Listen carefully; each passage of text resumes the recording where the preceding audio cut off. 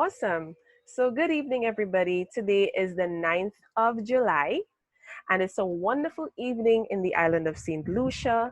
And this is Startup Huddle St. Lucia, our second event in the series of Awaken the Entrepreneur in You amid COVID-19.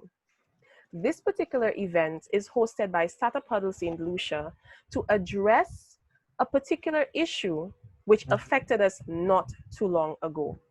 That is called COVID-19. We did not know that this pandemic would reach our shores, but when it did, it hit us extremely hard. But that was not the end of our journey. The end of our journey was to figure out what can we do amid this crisis. Do we close up shop? Do we run away? Do we complain? Or do we allow ourselves to be awakened? The problem solvers in each of us. And of course, as we all know, the Startup Huddle St. Lucia community has always empowered our entrepreneurial community to utilize their talents, their skills, to help each other, help one another, and help themselves. And we know that the panel that we have lined up for you this evening are doing just that. So on our panel, we have Mr. Gilland Avril. We also have Mr. Hanna. And we have our moderators. Our moderators are Mr. Isaiah Lorde and myself, Michelle and Samuel. Now, how this event is going to go, we are going to basically be posing questions to our panel and then allowing them to give their insight on whatever those questions are. They will also be sharing with you what are they doing in their own businesses amid COVID-19. Whether it is something that they have just come up with, or whether it is something that they have been working on for a while, and COVID-19 just kind of lit a fire under them and then basically pushed them forward to launch whatever it is that they are doing. We are not going to spill any beans. We're not going to just jump the gun and tell you what they're working on. We're going to let them do that. Now, I would like to draw your attention to something else that we highlighted in the description, and that is the Entrepreneurship World Cup. The Entrepreneurship World Cup is the biggest pitch competition in the world to date. This year, 2020, is the second year that this competition was launched. It is hosted by the MISC Global Forum with the Global Entrepreneurship Network and TGEF. We are glad to host the national leg of the Entrepreneurship World Cup, which has been dubbed EWC SLU, or Entrepreneurship World Cup St. Lucia. Sludterra is the official organizer of this competition, and Startup Huddle St. Lucia is the promotional partner in terms of ecosystem partner, in terms of marketing partner. We partner with agencies, we partner with organizations just to get the word out there, because we are a community-based association. Okay, so whenever there's an event happening, we jump on it. Whenever there's something happening that either benefits the community or the entrepreneur, we jump on it. So that is why we are hosting this event, to let you know what the community is doing amid COVID-19. Now, I will go ahead and allow our other moderator to introduce himself, and then we can go into our introductions of our panel speakers. Isaiah?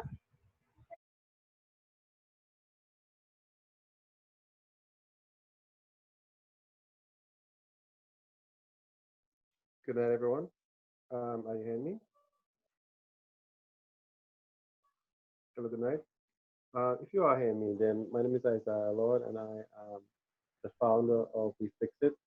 And tonight, I have a very interesting situation in that, and the reason you're not seeing my photo right now, see my face right now, is that I have a blackout in my area in Rodney Bay. Now, that was something surprising. That was something that it's kind of like how COVID hit all of us, in that it came out of the blue. But tonight's an opportunity for us to see how we can handle things that come out of the blue, which is what an entrepreneur has to do all the time. Yeah. So have a good night. Very well said, Isaiah. Very well said. Because there are times when things hit us out of the blue. What do we do amid this particular situation? So, Isaiah, though we cannot help you in your situation right now, I'm sure there's nothing that I'm sure that we would love to. There's somebody that would love to probably, hand you a candle or a torch or something. But let's just see whether, your power can get back up. I'm really sorry about that. I'm really glad that you were still able to join us though. So thank you so much for doing that. And that's what I call perseverance. Even amid his power outage, he is still joining us. So that definitely shows commitment.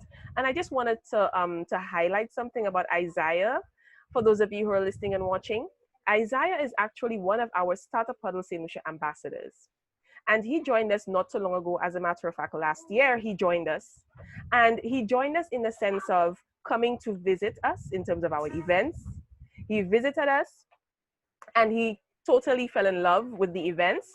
And now he doesn't miss one. He actually helps us to promote our events. And he has done such a great job. He is now one of our high ranking ambassadors. And because of that, he was invited to be one of our moderators this evening. So this definitely shows as to why he was chosen. So thank you, Isaiah, for joining us this evening. Okay, so now we are going into introduction of our panel. Now, the first person I'm going to speak of is Mr. Gilland Avril. Mr. Gilland Avril is a 35-year-old entrepreneur. He owns 2 small businesses, one in the carnival field, designing and making costumes and decor for the past 18 years, and a new venture in the technology field.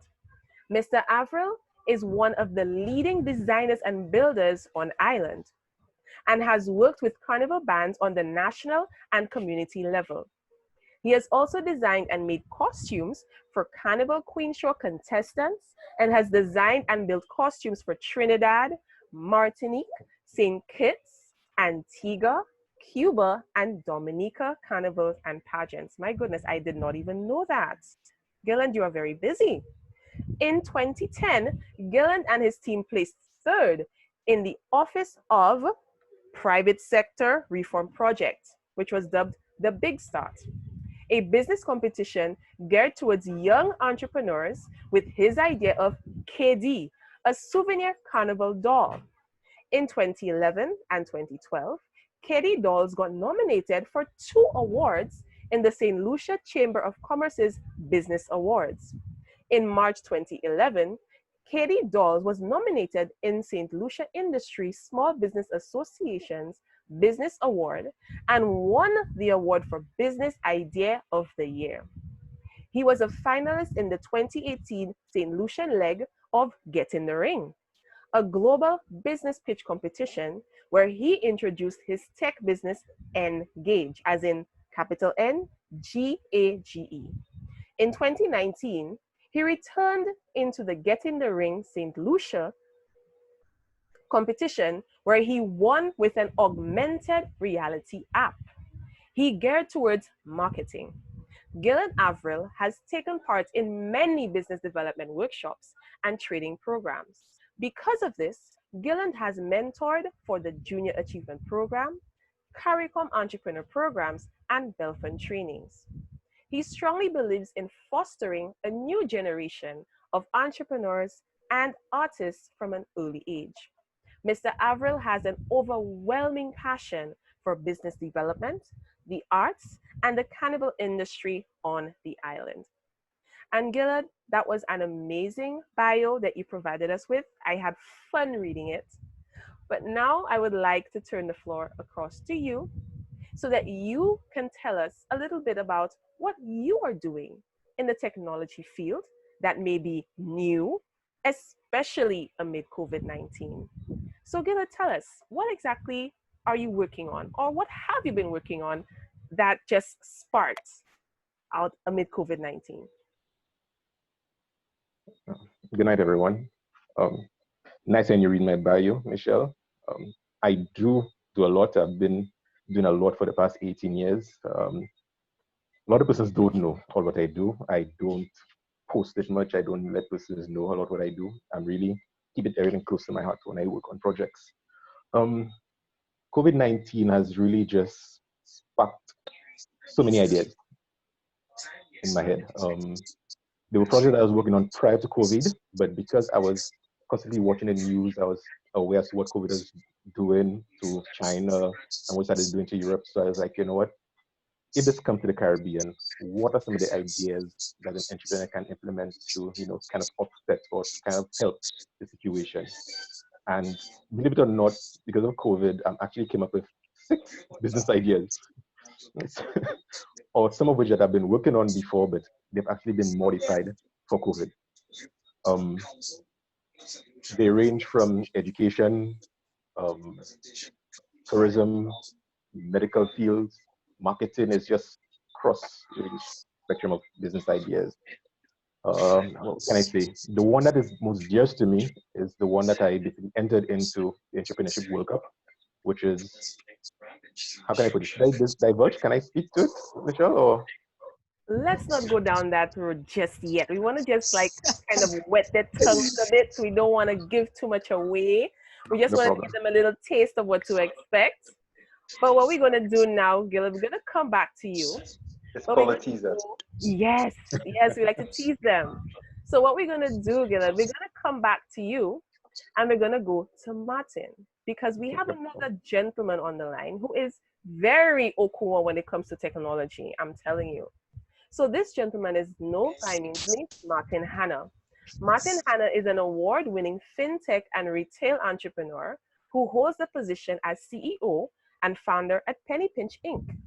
Penny Pinch is a digital savings retail solution connecting customers to retailers via savings, products such as cash back, rewards, and coupons that integrate into a digital payments wallet, allowing customers to make contactless payments, send and receive money, as well as other financial products.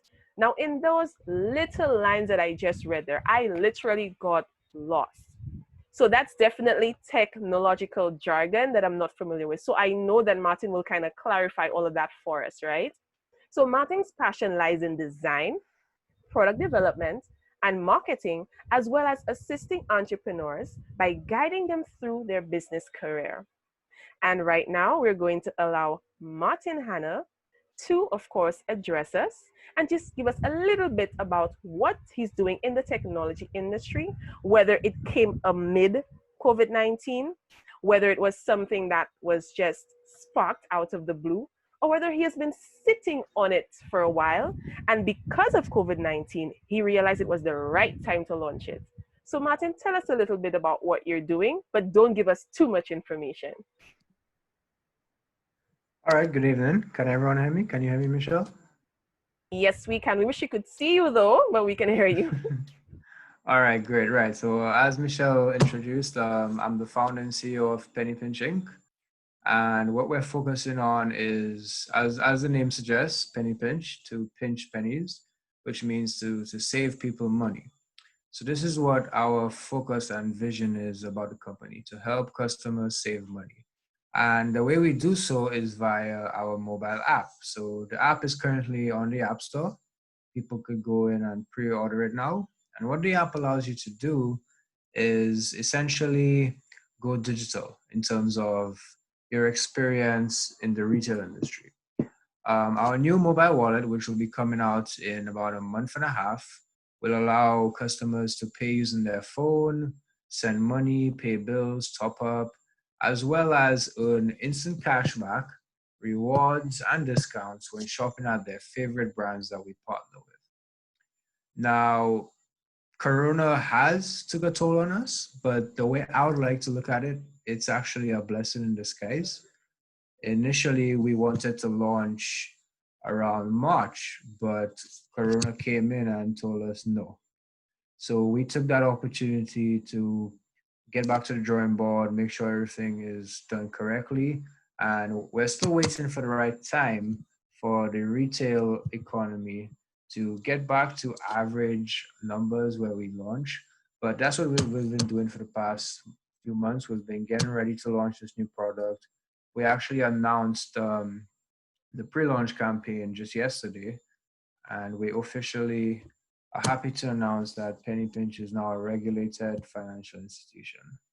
So that's a little bit about me, what I'm doing right now, and what's next for me is to launch Penny Pinch, get it in the hand of as many users as possible, and hopefully scale this to the entire region. Wow, I mean, that is really impressive. You just basically stated some things there that people thought that, existed in other countries. I mean, paying without, actual cash. So you're saying that that's a reality now in St. Lucia? It will become a reality in about a month, yes. In about a month. Wow. Wow.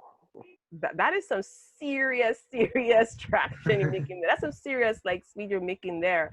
I mean, not too long ago, I mean, people were talking about, cashless systems and being able to do digital, and persons didn't really get the whole vibe of it. Um, Mhm.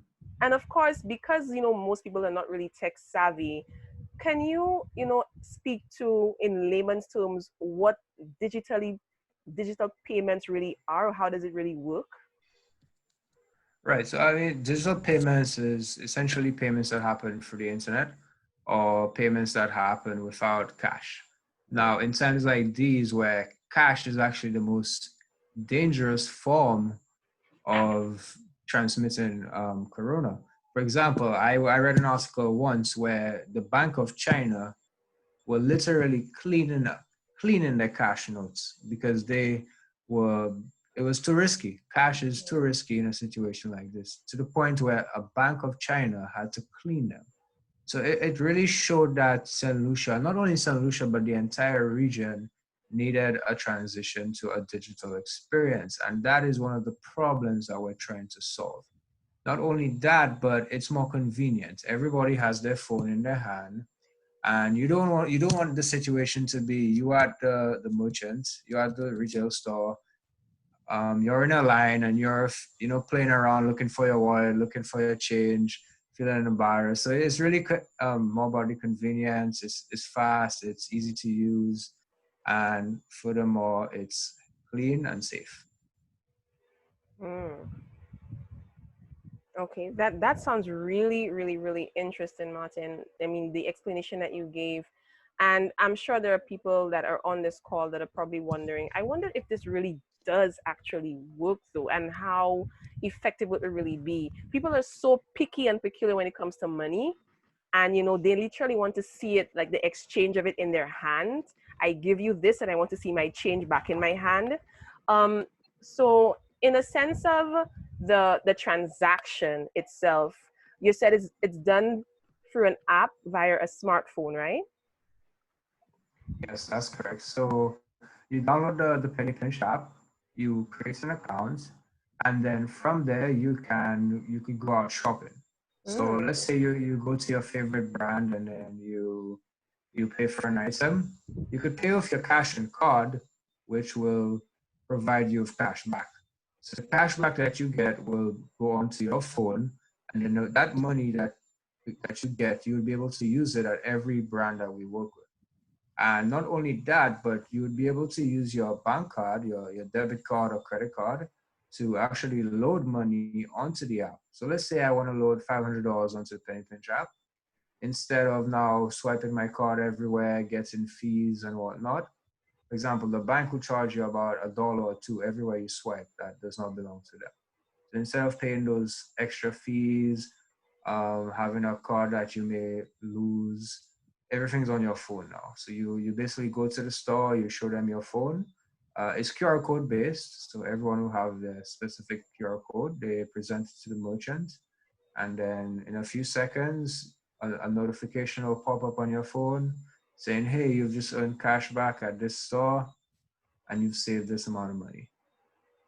Wow, that sounds really awesome. We're gonna come back to that, Martin. So just hold on there for Sure. a little bit while, and let's go to Gilland. So Gilland, I want you to really tell us a little bit more about the tech parts, of what you just mentioned earlier. I'm really interested now because, Martin gave me a bit of not even a teaser. I mean, he basically blew my mind with what he just told me. So I know that with your talent and your skills that you have something equally as amazing, for us. So can you now give us a bit of an idea as to what yours is? I'm really interested now. I'm realizing I'm laughing right now because actually, remember I said that because of Corona, I'm working on several projects. Right. Actually, the sixth one that I'm just starting to explore is quite similar to what Martin is doing, but for different target Wow. market Okay. altogether. But as anything else, as a tech person, when I heard of Penny Pinch last year, I saw that that was the direction that Martin was going to go because I was quite familiar with the technology as what he's doing, Right. which is kind of what my business Engage was about, but a different type of technology being used. Mhm. Martin uses QR codes. I use another type of technology in my thing. Um, but with me, I've had a hard problem that most persons don't know of for several years. And Corona kicked in, and one of the issues that I had was that you had the long lines. So my thing was, how now do I notify the security or the shop owners or whoever that I have to go to that, hey, I have a medical condition that I cannot be standing up on a line for too long, which is something that a lot of persons take for granted because they might see me, they might see I'm young, I look healthy, but internally I have a problem. So I came up with the idea of actually creating something called meditags. And Mm. what the meditags is basically, it's basically a chip that you could have in the form of a pendant, a bracelet, keychain, a card that you might have in your wallet. But Right. I preferred something that can be displayed. So what would happen is that you would go up to the security or let's say a health service provider, and they would basically use a phone and basically put it against the device and actually be able to tell them what pre-existing medical condition that you have. Wow. And because of COVID, I actually modified it where you could actually put in COVID information, COVID data. Funny thing is, just I think about a week or two before COVID actually kicked into St. Lucia, I was in talks with the Ministry of Health to actually see how we could integrate my business idea to the new direction that the government is going with, adding ICT into the whole health system. And they love the idea. We were just about to have meetings with the CMO, but COVID kicked in. So as anything else, everything had to be on a back burner. But that actually gave me time to fine tune and modify it and actually look at what's happening overseas and what's the best technology being used, best practices, and see how I could have made it work for my business idea. So in a nutshell, this is what I'm working on right now. I sent out information again yesterday to several key persons, and even in talks with the Ministry of Tourism now because the borders are reopened. So I'm trying to see how now we could actually link the meditags to actually the tourists coming in, so that you could Wow. actually get the information. So they basically fill out a form on arrival or even before they arrive, and all the information can be put onto the meditags. And when they're at the hotels, all you have to do is just basically scan them to actually Mm. find out what was the last temperature check, at what time, where they're coming from, everything about them Wow. basically be on that. So you basically walking around with your basic medical information because security is one of the issues we have to look at. How much information can you actually put there? Because you can't put someone's full medical information on there. But Mm. we just basically got your basic medical information, so your allergies, your blood type, who to contact in case something happens to you. So that's the type of information you're looking at, especially in this COVID period.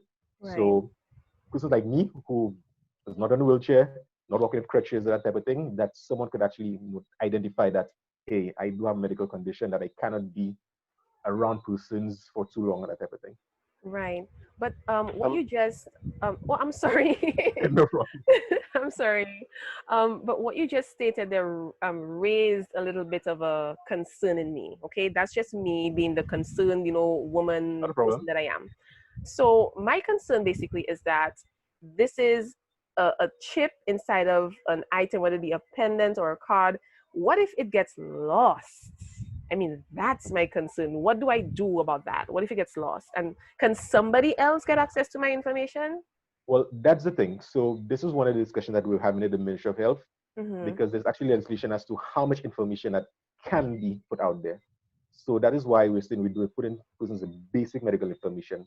Think of the idea as similar to the medical bracelets that persons had before, where you Right. sketch 1 or 2 lines of information. This now takes 2 lines and let's say multiplies it by 25, about the amount of information that we can put on it. So you have more lines of information to say, take more information about you. But what we actually consider now is to whether we have this system as an offline-based system or online-based system, whereby, like you rightly said, if we do it offline, if the chip does get lost, that someone may have access to some of the basic medical information. And I think that's information that basically you'd be comfortable with anybody knowing about yourself. But if we go online, we can actually put more information and secure it so that persons can actually try to read the chip if they know how to, and they would not get your information at all. So it's something we actually, it's a balancing act right now as to how much information we are willing to take from persons and how much within the confines of the law we can actually put on the chips. Hi, Michelle. Can I interject a little bit? Of course, definitely. Okay, so I honestly love what the two gentlemen have brought to the board. It actually, the stuff for Penny Pinch, it solves a problem for me in terms of the cashless aspect of it, because there's a lot of stuff on my business end that I like to do cashless, and that solves that completely. So there's that, but there's also it brings to bear. There are other aspects that when people think about technology, they only think about computers and hardware and that kind of stuff and fancy programs.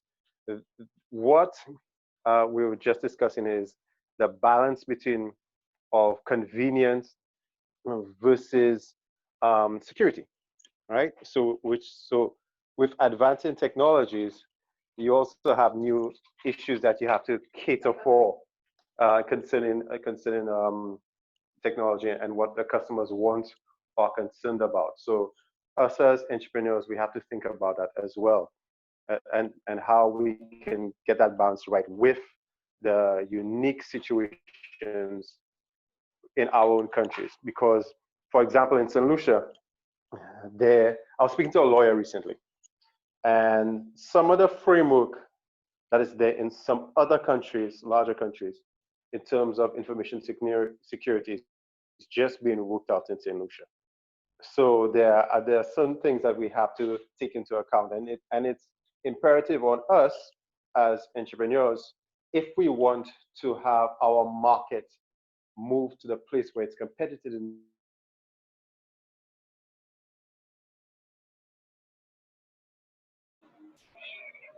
Hello, Isaiah, are you still there? Yeah. Can you hear me? Yes, I'm hearing. Okay. You heard me? Okay. Yes, I'm hearing you now. Okay. Yeah. So I was just saying it's important that we understand the aspects that are involved in technology beyond just the hardware and the software, because there's a lot of legal aspects to it as well. So Martin spoke about how he went through the process of making sure that Penny Pinch is now a legally recognized financial organization. So Engage was talking about how there's the balancing, the ticklish balancing act between convenience and information security. So as entrepreneurs, there's now a greater emphasis, because COVID has shut down a lot of the physical contact. And it's more than just shutting down the physical contact. It is, sometimes there are good ideas that haven't found the right time. And now COVID has brought some good ideas the right time. So now we have to get the other things around those ideas to make those ideas successful in the technology realm to work. It's not just the ones and zeros. It's getting the legal aspects together.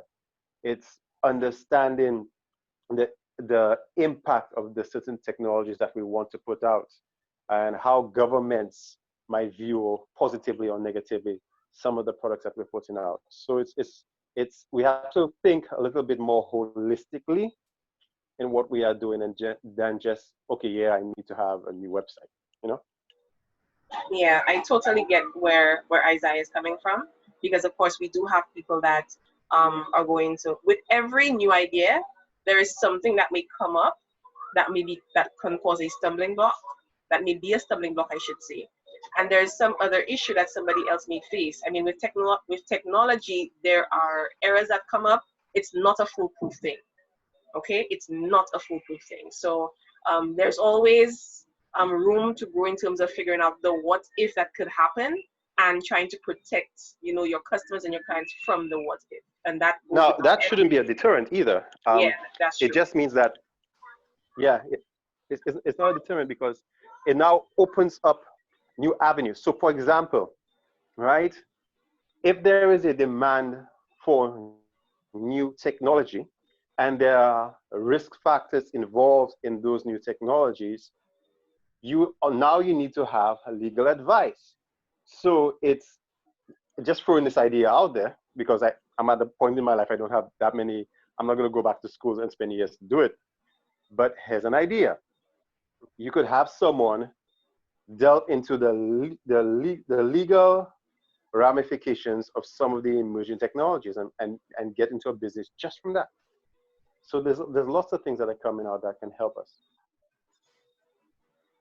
Yeah, I totally agree with you, Isaiah, on that. Now, another thing that I wanted to just go straight into, because we did make mention very briefly of the Entrepreneurship World Cup. And I just wanted to allude to the fact that both of these gentlemen that are on our panel right now have actually entered or have applied in the Entrepreneurship World Cup. Okay, so in terms of EWC or Entrepreneurship World Cup and how they amplify ventures with which emerge amid COVID-19, because of this particular pandemic, the EWC has basically made allowances for persons and try to actually highlight, you know, entrepreneurs and, you know, inventors and innovators who come up with things, especially now, which is why we have this theme, you know, awaken the entrepreneur in you amid COVID-19. We know that there are persons right now who are solving problems that they may not be speaking about, and they may be thinking, well, it's only a problem that is solved within the community, and they don't think that other persons would want to know about it. But guess what? Your solution can be applied. It may be applicable to other communities outside of your own. It may be applicable to communities outside of your shores of St. Lucia. What we're saying is that share those ideas with the EWC and see whether somebody be willing to buy into your solution or invest in your solution so that you can mass produce it. Now, in terms of the sectors that EWC is encouraging to apply, we're looking at big data, we're looking at enterprise software, blockchain, IoT, mobile, VR and AR, clean tech, ed tech, learning and talent, security, fintech, media and entertainment, health and wellness, food tech and ag tech, robotics, mobility and transportation, energy and sustainability, manufacturing and infrastructure, space, and also we're not just talking about for-profit companies. There's also a special category for social enterprises and NGOs. So yes, basically we're saying that almost every industry is catered for under EWC. Okay.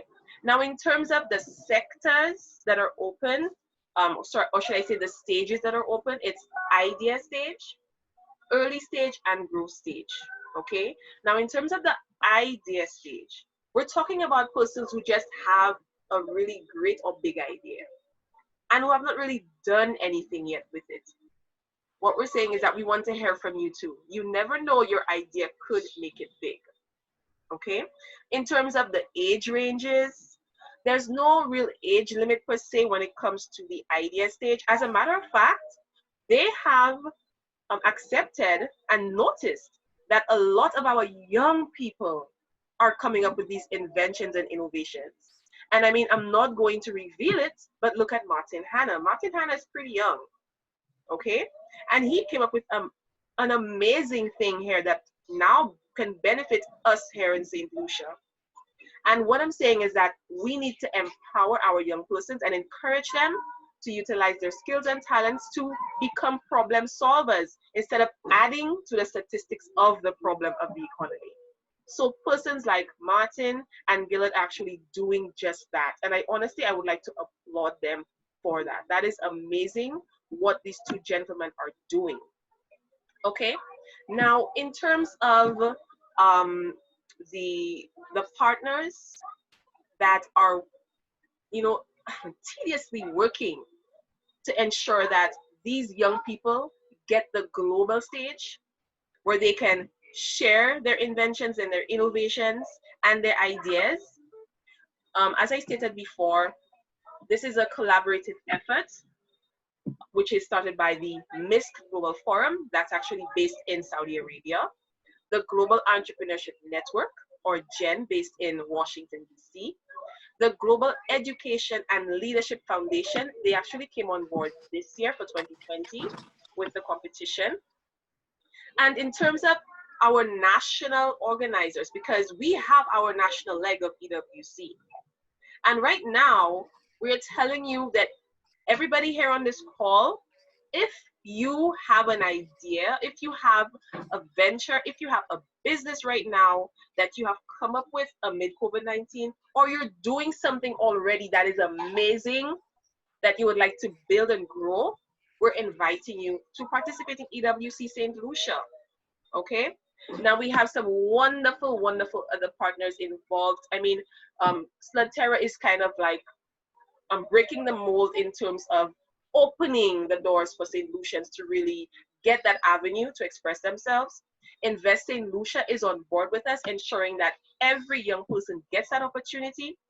Edge Marketing is really helping to spearhead the promotional efforts on social media and ensuring that all our press releases are out and they are seen by everybody.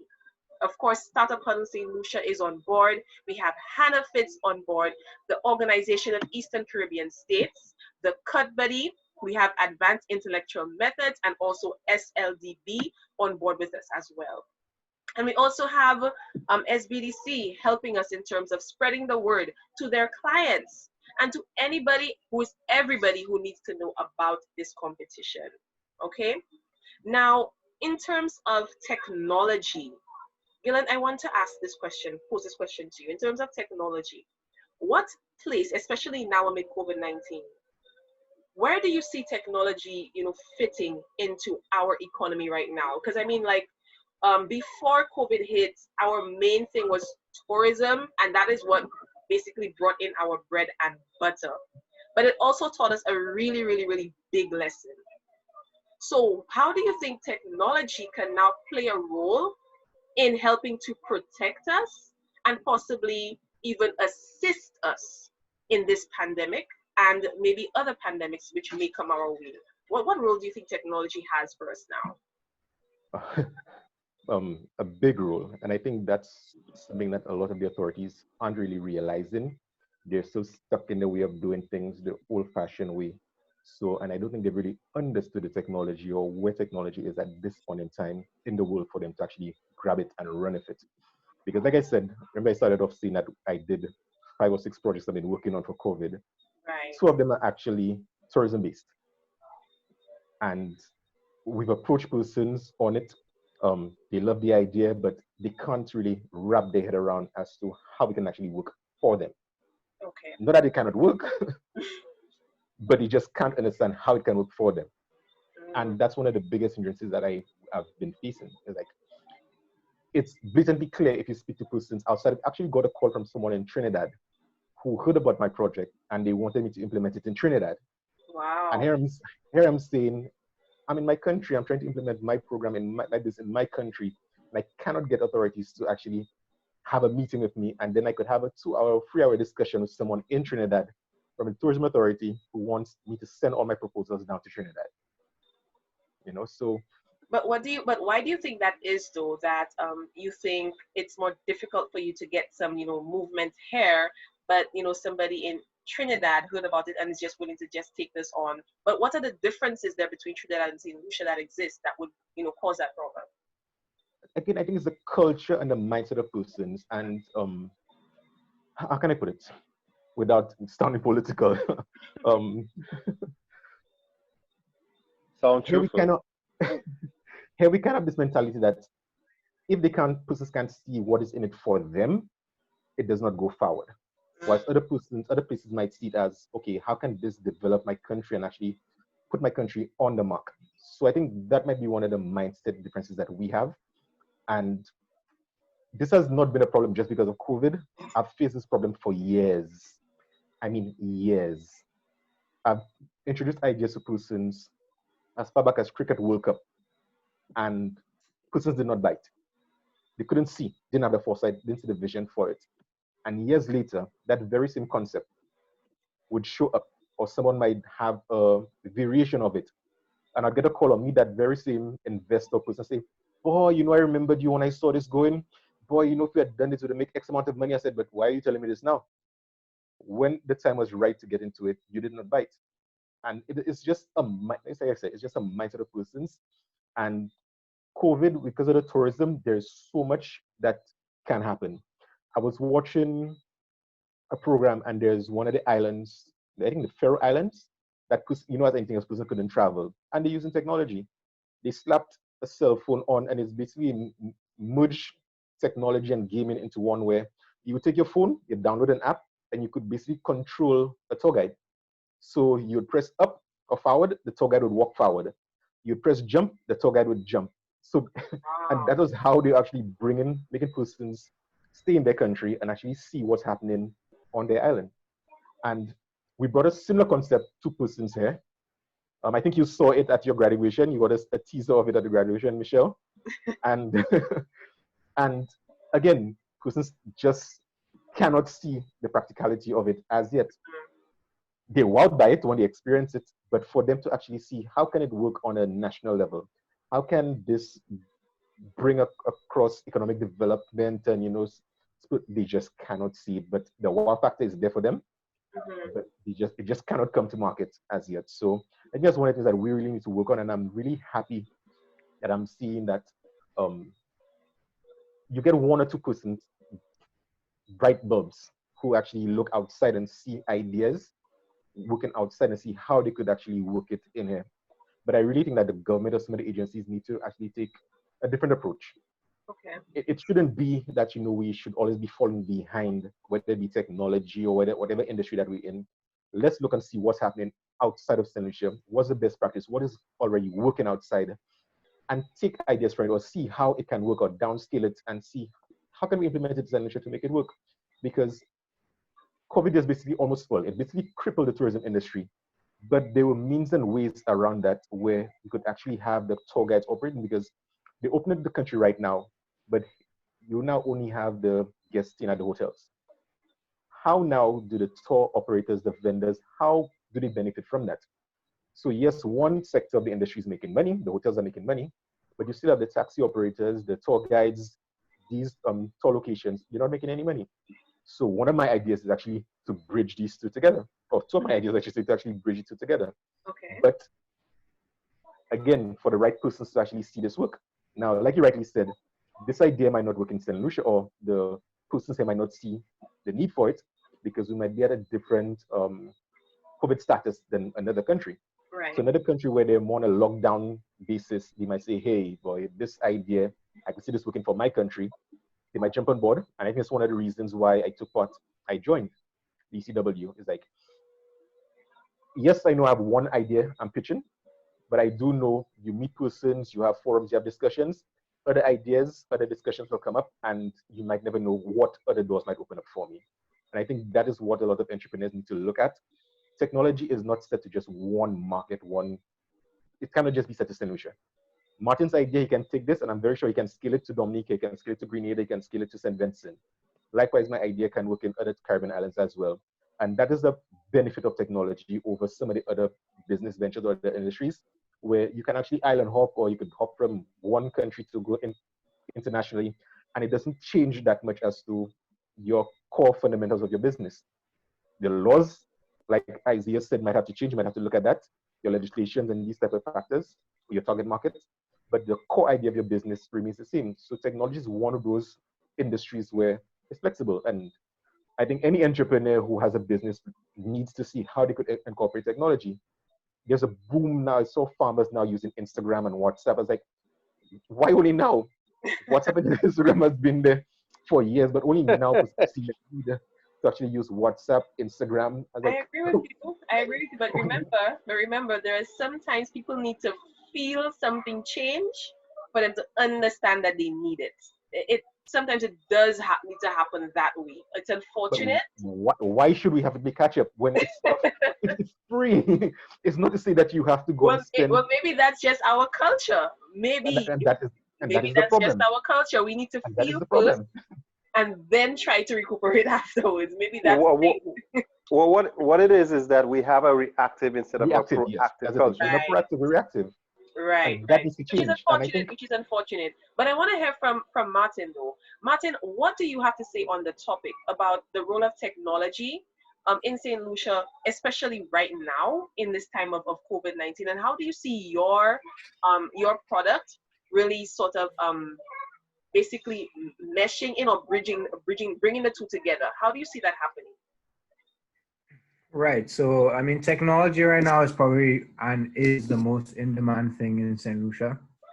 There are so many startups that are evolving just within the past 2 months that are trying to do things such as food delivery, e-commerce, payments. I've seen so many startups pop out, and it's because of that demand. And the reason that demand is so high is because us as a region has been so laid back when it comes to technology. And now that it's finally time and it's hit us, we have no choice but to change.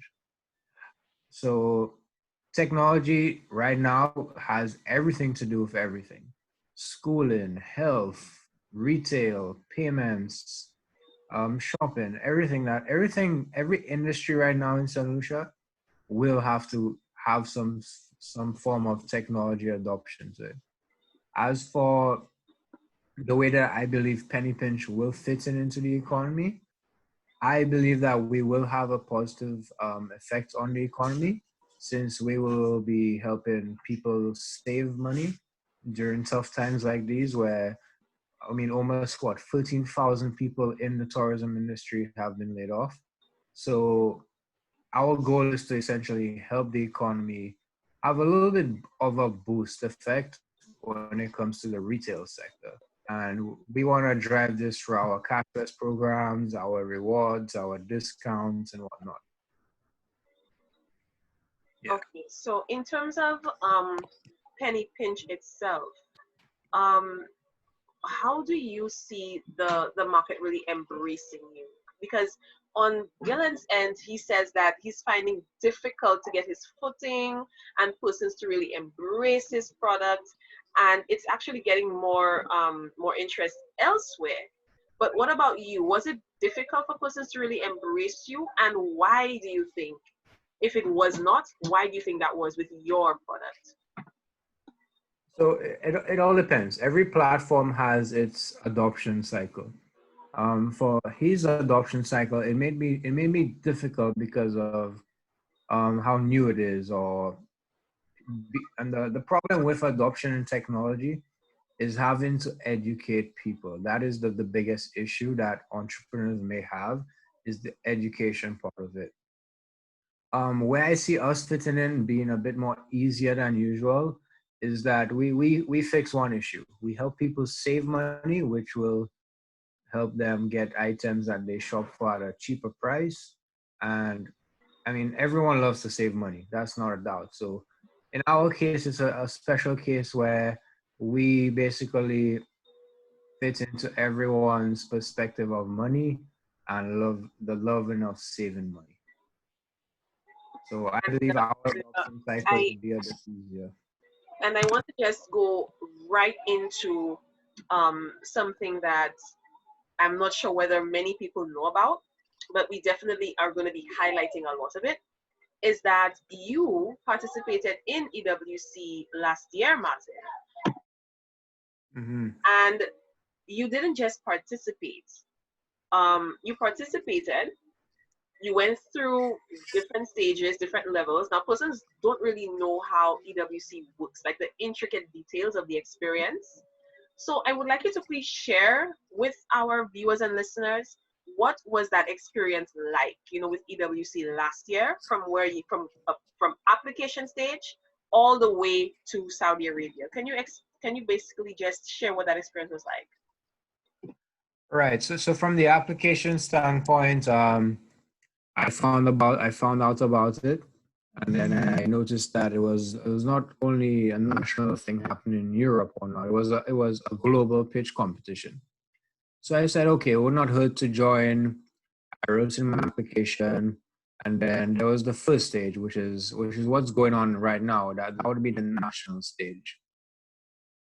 So from there, from the national stage, I made it on to the next stage, where you go through about 4 weeks, I believe, of mentoring. And not only mentoring, but you actually have to submit applications on different topics that they require from you, because in the end, they need to do their due diligence on you. They need to have a quite well enough understanding of your business and whatnot. And then from there, they would cut that down from over 102,000 people to 100 people, which is crazy, that the amount of people that they had to basically decline from that point. That is a lot of people, man. And that's from That is a lot. all over the world. Right. 102,000 people. And to cut that down to what they call the top 100. So I am just thinking that you need to literally be the best of the best of the best to be in the top 100. So Martin, can you share with us, were you in the top 100, and what was that experience like moving forward?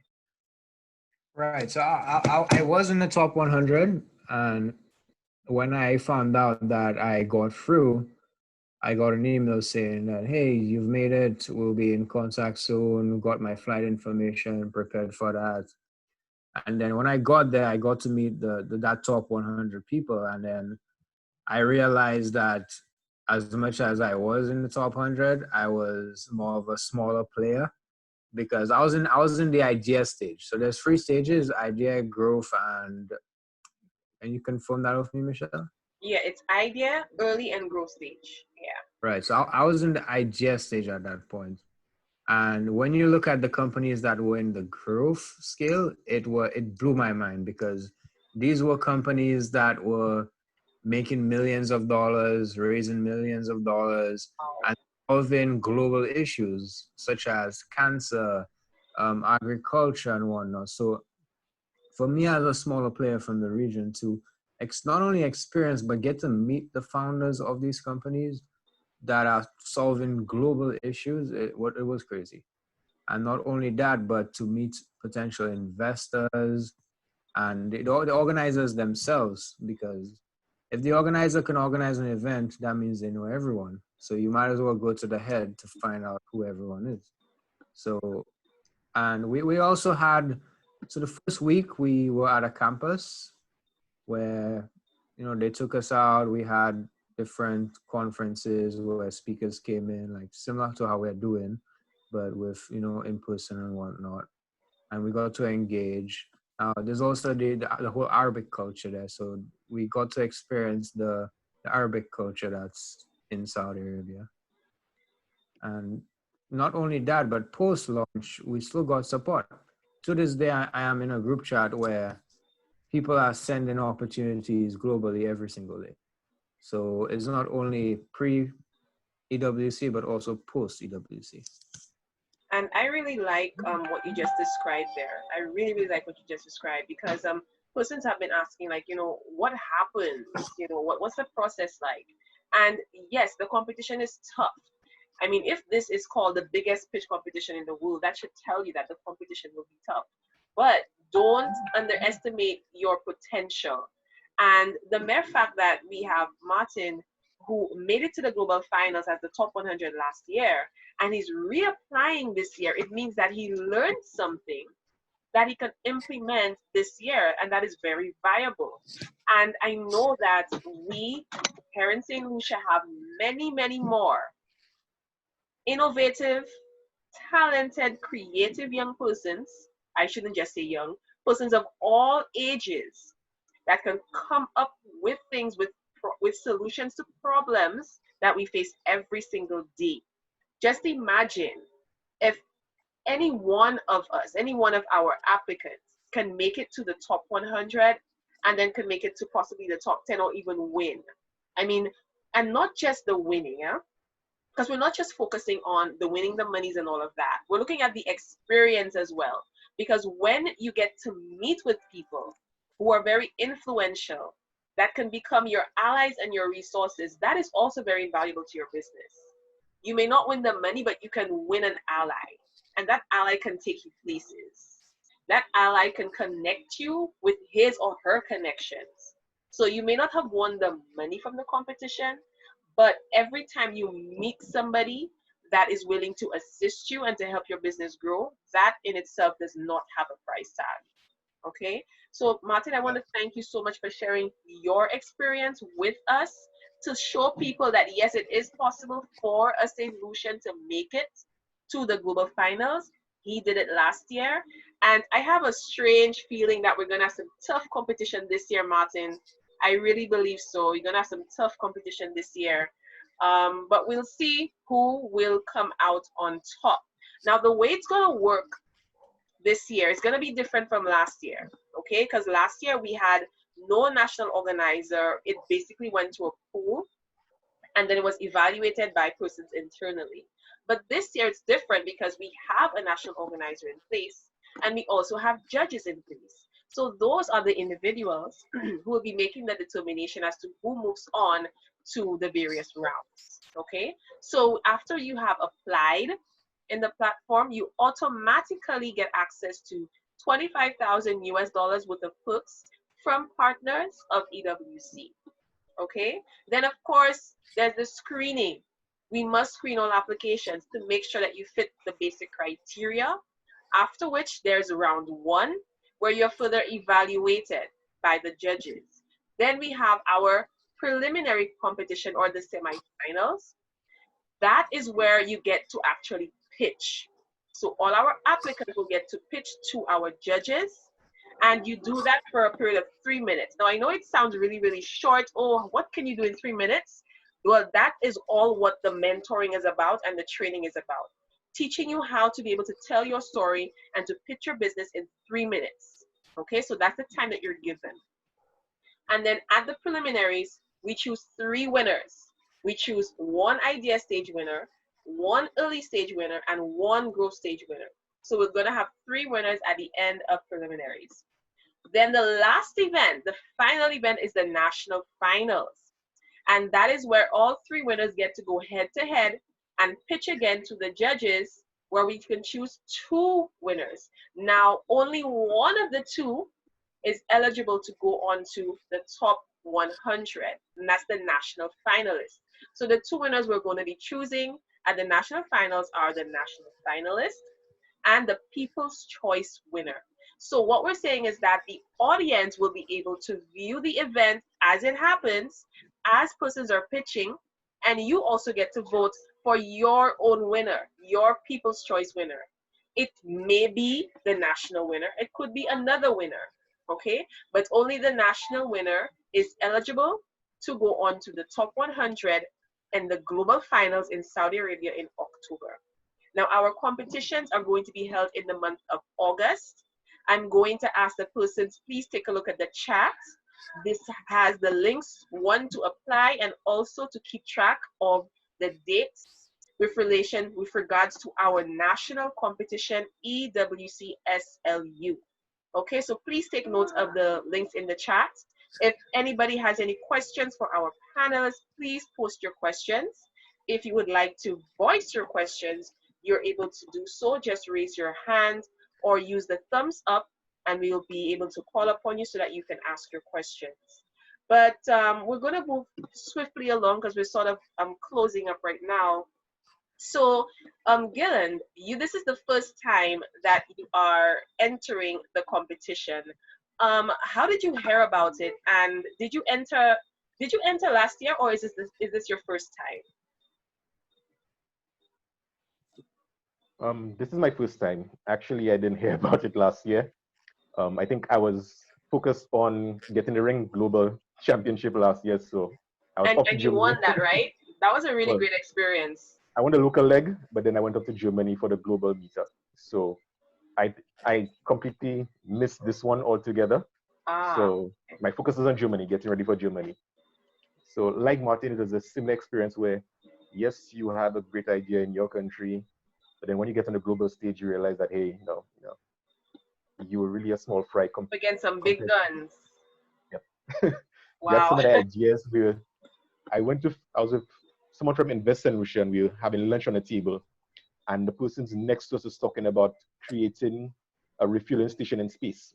That was the business idea that they're working on. Yeah. Wow. So that's so I could understand with Martin how he felt in the room. But yes, I didn't know about it last year, and this year I actually saw it on Facebook, and I was like, that might be something to look at. The time, well, you changed the time, the date.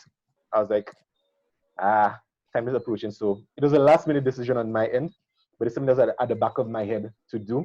But it was just so busy. My girlfriend just had a child, so baby was my focus for the time being a daddy.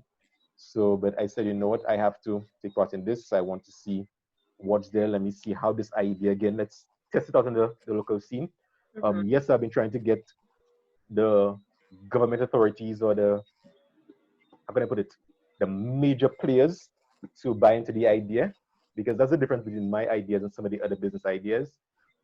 I really have to get the green light and the okay from the higher level, the government, what have you, Right. before I could actually get it into the market. So whilst Martin might be going directly to customers in the market, I have to go to government and get approval from them first and do all of this. There's a different channel. Yeah. There's a different channel altogether. So that's why I'm having all this red tape to go through, whilst other businesses might be easier to start up, other tech business might be easier to start up. So, but I'm really looking forward to this. Let me see how persons respond to it, and maybe then when persons, the uppers see how persons react to it and relate to it, then I might get the calls. Like what happened last year, trying to have meetings with persons, couldn't get them. Trying to get ministers, couldn't get them. When I won the competition, I was like, oh boy, I'll speak to you about this. I was like, really? I've been trying to get you. So again, that's what happens in St. Lucia. Nobody wants to speak to you until you're known now, you're out there, then they buy into the idea. So I'm looking forward to this competition. Let's see what can happen. And I'm really excited to see how things pan out for you, Gilland, because I know that you really have this close to your heart, Me too. especially Literally. especially yes, Literally. especially because you yourself would be I would say you're your own customer as well. Exactly. Exactly. So it is really close to you, and I would really like to see how far this goes, how far this takes you. Okay, Yeah. and like I said, you're up against a really tough competition. I mean, I Martin is welcome. there, and there's some really there's some other I big, welcome. big competitors I there welcome. too. I welcome Yes, competition. I mean this is the get in the ring attitude right there. That's the get in the ring attitude. But in terms of applying, what would you like to say to our listeners, to persons who will be watching after this is posted? What would you like to say to our young people or our entrepreneurs, our small business persons, our innovative thinkers and our inventors? What would you like to say to them to encourage them to apply to EWC? One of the major things is no idea is too small. I think that's one of the problems a lot of entrepreneurs believe, that the idea is too small. They're worried about someone stealing the idea. They're worried about, whether persons would buy into the idea. Once you start having doubt, you're not going to go forward. So I would tell entrepreneurs, get the doubt out of their head and take that step, take that leap forward. Don't worry about person stealing your ideas. No one can steal your idea. Someone might try to copy your idea, but you could never do it the way that you intended to do it, the passion that you have, like my idea. Someone cannot just copy my idea because they might not just have the same, they don't have the art problem like I do. They might have something else, but it might not be as passionate to them. And that's what entrepreneurs need to understand, that your business is your baby, it's your passion, and you, at all avenues you could get a chance to explore it, to put it out there, take it. No matter how big, no matter how small, don't worry about what players are there. I mean, when I took part a couple of years ago to the Chamber Awards, you had all the big name players. I was a small fish in it, and I was like, I don't care. What does it matter to me? What's the worst that could happen to me? I'm already a small fish. I can't lose anything more at that. and I got nominated, whilst other big name players did not get nominated. So you'd have me ranking in the top 3 with other players. So that's just the attitude I've always had. And I think entrepreneurs need to have that attitude as well, where you don't worry about who else is taking part. Focus on you, your business, and pitch your business idea. That's what I have to say to entrepreneurs. Well, thank you so much for that that really great bit of encouragement to persons, especially those persons who think, you know, that they're too small or that they have an idea and they're afraid. Go for it. Go for it. And from Martin, what do you have to say about persons, you know, encouraging them to apply? Because you were actually in it last year, you experienced it. So what do you have to say to them to encourage them to take part this year? Even though they'll be going head to head against you, what would you say to them to encourage them to apply? I would say take their time in the application. I believe that because what they enter into the application is what is going to be judged based on. So don't rush the application process. Make sure that you heavily define your business and word it in a way where it flows, it's very understandable, and not only pitch on what you're working on right now, but also pitch a bit of the vision that you have for the next few years. So not only will the judge see what you're doing right now, but what you intend to do or what you have in mind to do for the future. Yeah. Anyways, I don't have much time. I have to hop on another call right now. Well, yeah, we're actually wrapping up. This was our last item on the agenda. So I just want to say again, thank you for our the global sponsors. I'm going to mention them now just to recap as to who our sponsors are, sponsors and partners. So the Entrepreneurship World Cup St. Lucia, our global hosts, our Miss Global Forum, the Global Entrepreneurship Network, and the Global Education and Leadership Foundation. The national organizers, the Terra, national co-organizer, Invest in Lucia. Edge Marketing is the promotional partner, and other partners and sponsors we have are Startup Huddle St. Lucia, hannafits.com, OECS, The Cut Buddy, Advanced Intellectual Methods Inc., SLDB, and of course SBDC. And I will now pass on the baton over to Isaiah, my co-moderator, who will give the vote of thanks. Well, guys, first of all, I just want to thank everyone who participated tonight.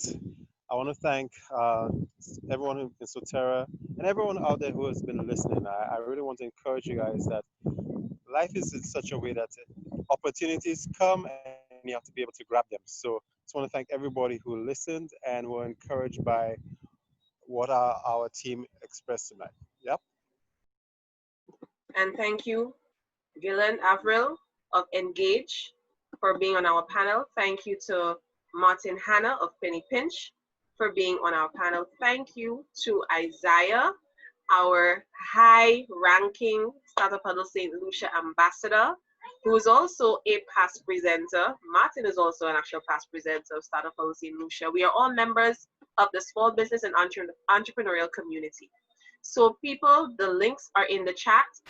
If you know anybody who knows anybody who does entrepreneurship stuff, who is into inventions and innovations, and who is doing anything in relations to amid COVID-19, please invite them to apply.